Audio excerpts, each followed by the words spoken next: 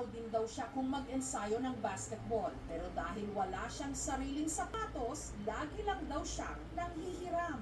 Pag importanteng laro po, naghahagilap po ako niyan. Umiikot po ako sa mga kakilala ko na pwede ko po paghiraman po ng sapatos. Hindi pa nakakatulong na marami raw sa kanya nang mamaliit. Ang dami po nagsasabi sa akin na wala, ang ganyan ka na lang, maliit ka lang, wala ka na mararating kasi yung height mo hindi naman pasok yan sa standard.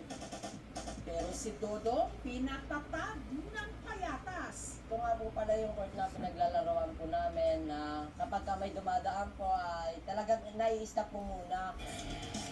Hanggang 8 beses lang naman siyang hinira na MVP o Most Valuable Player sa mga paliga sa Quezon City. At napansin na rin maging ng ibang fans ng basketball community. Yung na-featured po ako sa Hoopex, ang dami pong naka-inspired po sa akin.